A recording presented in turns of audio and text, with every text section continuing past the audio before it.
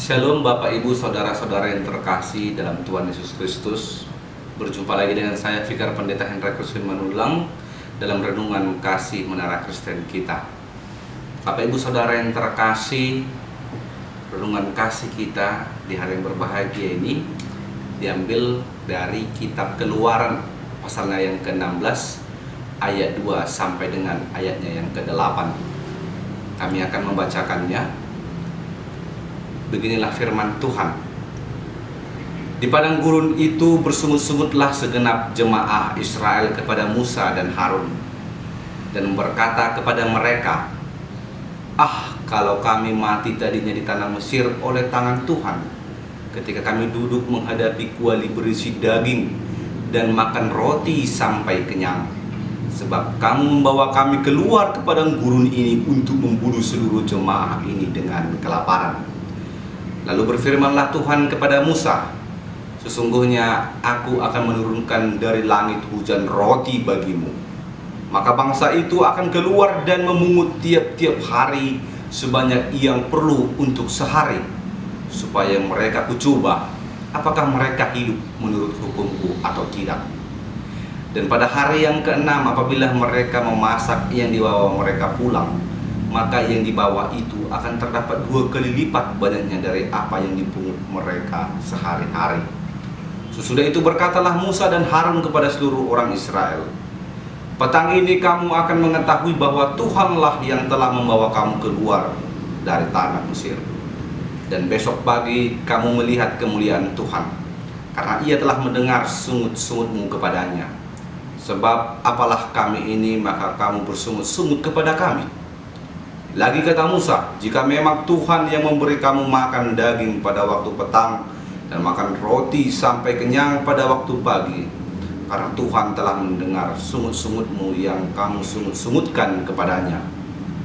Apalah kami ini? Bukan kepada kami sungut-sungutmu itu, tetapi kepada Tuhan. Bapak Ibu Saudara yang terkasih, sekali lagi saya menyapa Shalom Horas bagi kita semuanya. Semoga keadaan Bapak Ibu Saudara-saudari kiranya selalu dalam perlindungan kasih setia Tuhan Yesus Kristus, dan segala pekerjaan yang Bapak Ibu lakukan semuanya pasti akan membuahkan hasil. Bapak Ibu Saudara yang terkasih, dari nats yang telah kita bacakan tadi datang kepada kita sebuah tema, yaitu Allah menurunkan roti kehidupan bagi umatnya.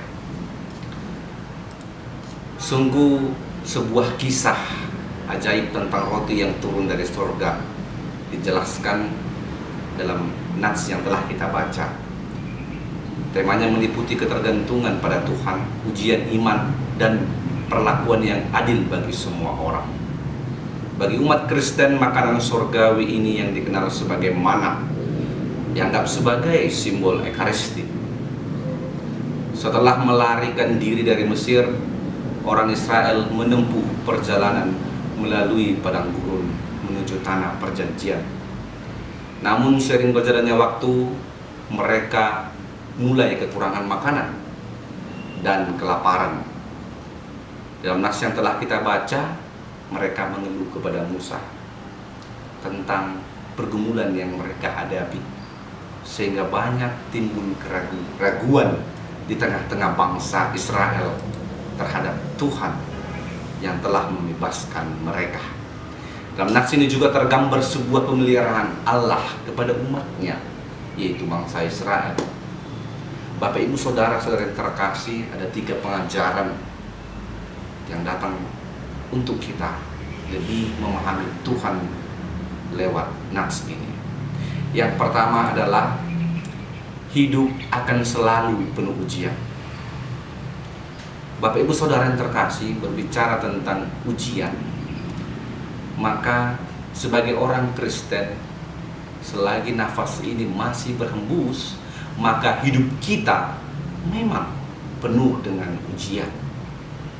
Dari nas yang telah kita baca, dari sejarah yang dihidupi oleh bangsa Israel, mereka yang telah keluar dari perbudakan bangsa Mesir, mereka mengira mereka akan menemukan, mereka akan hidup dengan penuh kebahagiaan. Tetapi apa yang mereka temukan dan apa yang mereka hadapi ternyata sebuah ujian mereka harus lewati selama 40 tahun di padang gurun. Bapak Ibu, saudara-saudara yang terkasih, itu bukan waktu yang lama. Sebuah pepatah mengatakan sudah jatuh ketimpa tanggal lagi. Kira-kira begitulah yang dihadapi oleh bangsa Israel. Mereka mengira sudah keluar dari lubang buaya. Tetapi apa yang terjadi? Mereka merasa sudah masuk ke sarang harimau. Mereka belum terbebas. Itulah yang tengah mereka rasakan. Sehingga muncul lagi keraguan-keraguan. Dan itu yang serang kali kita hadapi. Dan itu yang kerap terjadi dalam hidup kita. Kita merasa telah bebas dalam sebuah ujian. Kita merasa sudah keluar. Tetapi itulah yang kita lupakan dalam perencanaan Tuhan dalam diri kita. Saya akan memberikan sebuah nats untuk kita dalam Zakaria 13 ayat 9, Bapak Ibu Saudara. Dan aku akan membawa bagian ketiga itu melewati api dan akan memurnikan mereka seperti perak dimurnikan dan akan mengujinya seperti emas diuji. Mereka akan memanggil namaku dan aku akan mendengar mereka. Aku akan berkata, ini adalah umatku, dan mereka akan berkata, Yahweh adalah Tuhanku.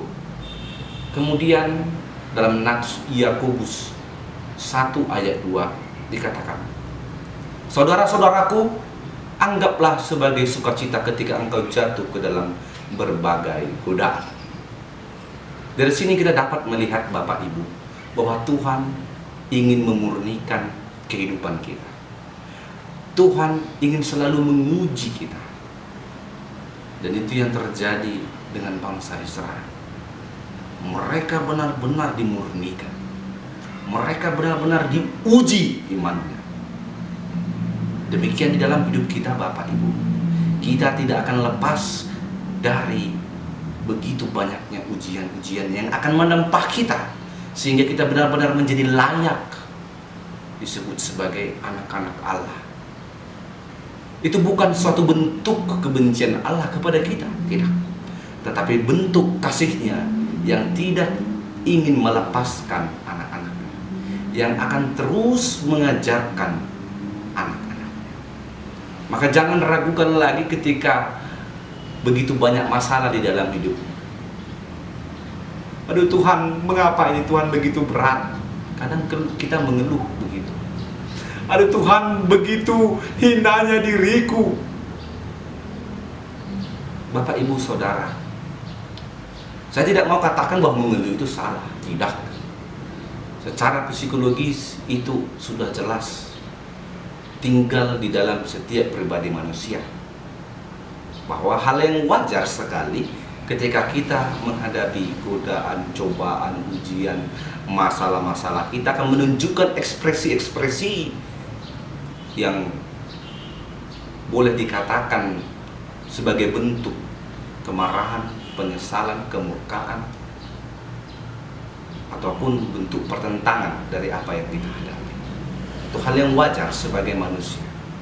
Tetapi apakah boleh kalaulah hal yang demikian terus berlarut-larut di dalam kehidupan kita? Tentu tidak. Tetapi mereka yang jauh dari kasih Tuhan Allah Yesus Kristus, mereka pasti akan menyerah. Mereka pasti akan menyerah dengan masalah yang datang ke dalam kehidupan mereka. Dan tidak sedikit memilih untuk meninggalkan Yesus. Tidak sedikit berpaling dari kasih-Nya. Bapak Ibu Saudara-saudara yang terkasih, di dalam kehidupan ini haruslah kita pahami bahwa kita memikul salib. Kita memikul salib. Itu yang kita pakai.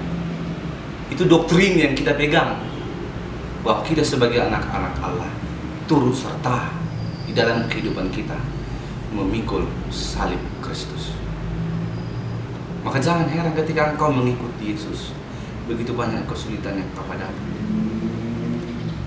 Tapi jika engkau semakin dekat dengan Tuhan, maka apa yang terjadi? Setiap masalah dan cobaan yang kau hadapi, yang kau rasakan hanyalah satu, yaitu kebahagiaan.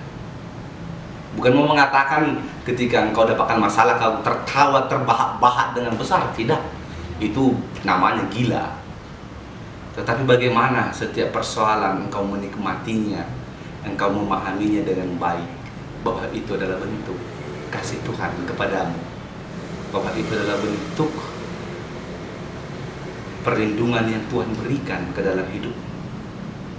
Maka jangan takut akan setiap masalah-masalah yang hadir di dalam kehidupan, baik itu dari segi ekonomi, baik itu dari segi pendidikan, pekerjaan, rumah tangga, Bapak Ibu Saudara-saudara yang terkasih. Saya yakin tentunya banyak masalah yang dihadapi di dalam keluarga Bapak Ibu saat ini. Tetapi satu hal yang harus Bapak Ibu tahu, Tuhan selalu memelihara kita. Tuhan tidak pernah meninggalkan kita.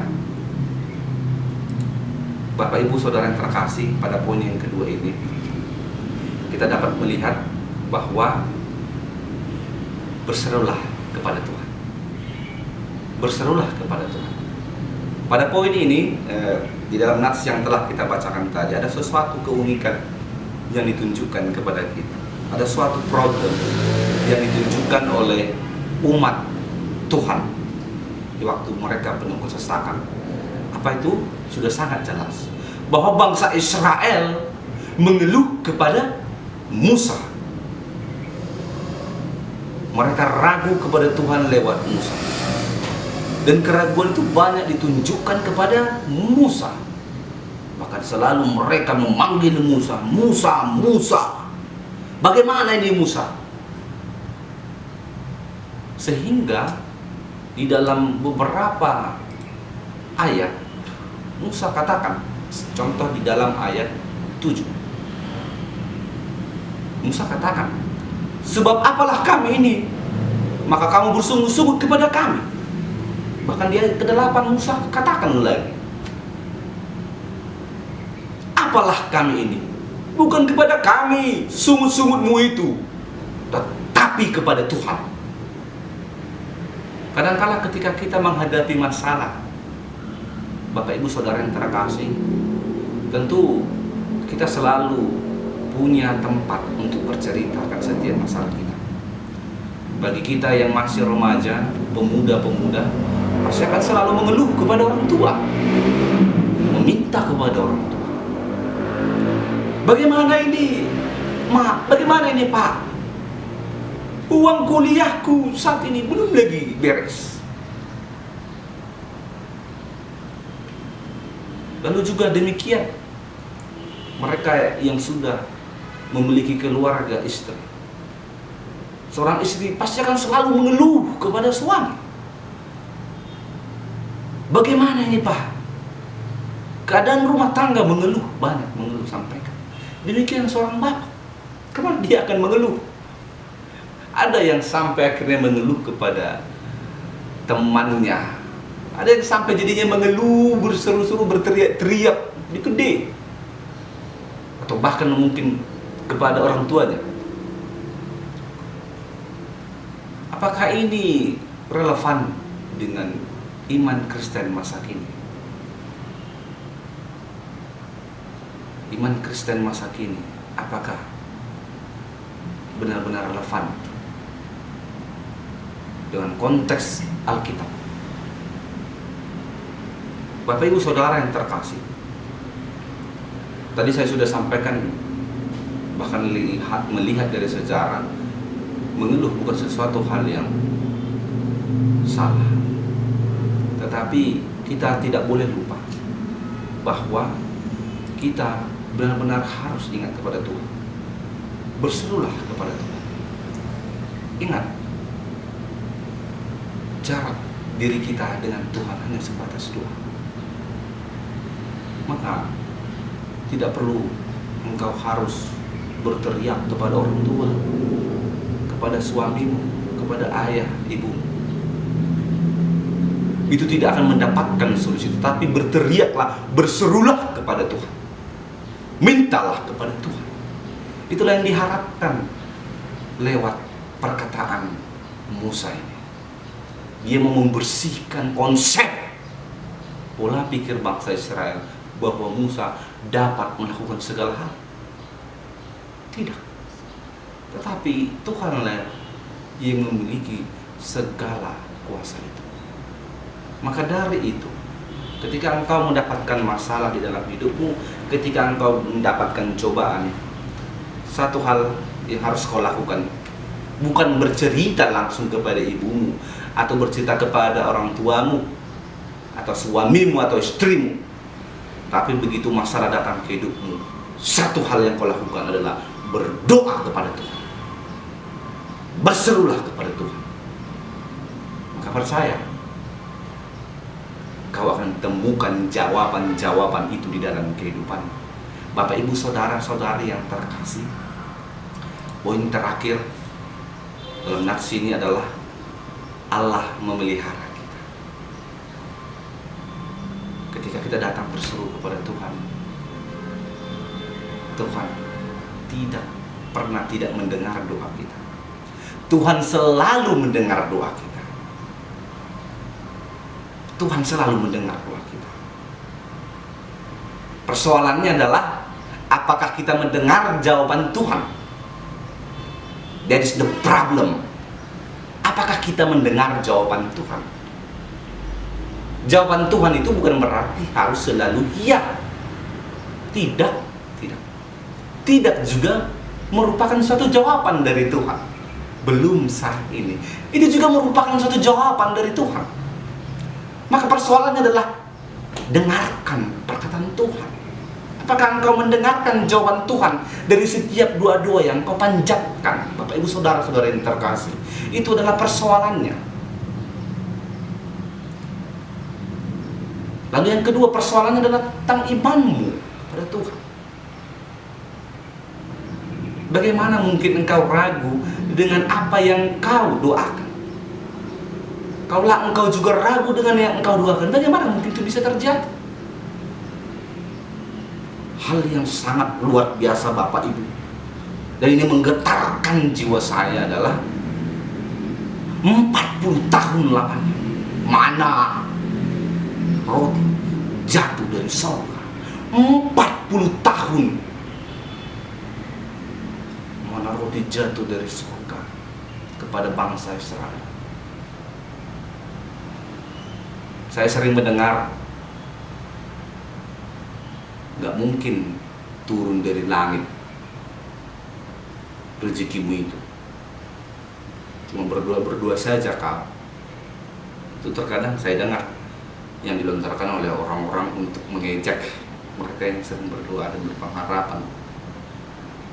Tetapi satu hal yang pasti, Alkitab katakan dan tuliskan dengan sejarah-sejarahnya bahwa mana dan roh itu jelas turun dari surga, jatuh dari langit.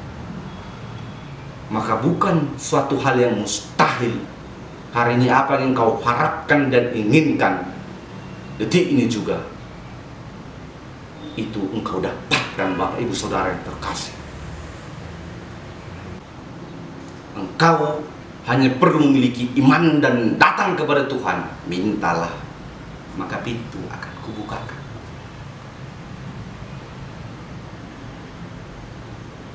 Tidak ada yang perlu engkau takutkan dan ragukan, Bapak, Ibu, saudara. Datang ke hadapan Tuhan dan percayalah Tuhan akan menjagai kita, merawat kita. Kita adalah anak-anaknya yang terkasih, dan Dia adalah Bapa. Apakah mungkin seorang Bapa memberikan ular ketika anaknya meminta roti? Tidak. Engkau hanya perlu datang ke hadapan Tuhan, mengakulah akan setiap kesalahan dan dosa-dosamu, lalu sampaikan pengharapan. Jangan ragukan untuk setiap permintaan-permintaanmu. Jangan takut ketika engkau meminta lebih di dalam hidupmu. Mungkin engkau meminta begitu besar, jangan takut. Sampaikan saja. Tetapi jangan berhenti di situ. Cobalah dengar jawaban Tuhan. Engkau pasti akan kuat selalu. Engkau pasti akan bahagia dengan setiap jawaban yang diberikan oleh Tuhan kepadamu. Bapak Ibu Saudara yang terkasih, saat ini juga roti itu telah diberikan kepada kita. Dia memberikannya secara langsung, Bapak Ibu. Tuhan Yesus turun ke dunia. Jangan lupakan sejarah juga. 5 roti 2 ikan pada akhirnya mampu memberi makan lebih dari 5.000 orang, Bapak Ibu. Saya begitu tersentuh, begitu tergugah menyaksikan kesaksian murid Yesus, menyaksikan pertolongan Tuhan, bahwa mujizat itu nyata, Bapak Ibu. Mujizat itu nyata. Sampai hari ini mujizat itu masih ada. Datanglah kepada Tuhan dan jangan takut. Dalam 1 Petrus 5 ayat 7 dikatakan, serahkanlah segala kekhawatiranmu kepadanya, sebab Ia yang memelihara kamu. Tuhan akan memelihara hidup kita, Bapak Ibu. Serahkan kepada Tuhan Yesus, supaya beban yang kau pikul akan terasa ringan, sebab Tuhan Yesus turun memikul beban. Jangan berpikir bahwa Tuhan akan menghilangkan bebanmu. Tidak. Tuhan akan memberikanmu kekuatan untuk memikul beban itu semua. Itulah cara Tuhan bekerja. Bukan menghilangkan semua. Kelegaan upahnya kita dapatkan kelak ketika Maranatha tiba. Ketika Tuhan Yesus Kristus datang ke dunia ini kedua kalinya. Disitulah kebahagiaan upah atas setiap jerih payah kita dapatkan, Bapak Ibu. Selagi engkau masih hidup di dunia ini, bahkan mungkin saldo rekeningmu mungkin begitu banyaknya, jangan engkau mengatakan terlalu cepat bahwa itu adalah berkat, karena Tuhan telah memberikan hadiah atas setiap jerih payahmu. Tidak. Selagi engkau masih hidup, berarti ujian itu masih datang kepadamu. Berdoalah kepada Tuhan. Tanyakan kepada Tuhan, mengapa bisa rekening saldomu begitu banyak? Mengapa engkau sering dapat juara? Begitu pintarnya. Apa rencana Tuhan terhadap dirimu? Tanyakan kepada Tuhan. Karena pasti berkat yang kau terima, yang kau katakan itu sebagai hadiah dari Tuhan, berkat jerih payahmu. Tetapi saya mengatakan bahwa itu masih menjadi bahagian dari ujian yang harus engkau selesaikan di tengah dunia ini kepada Tuhan.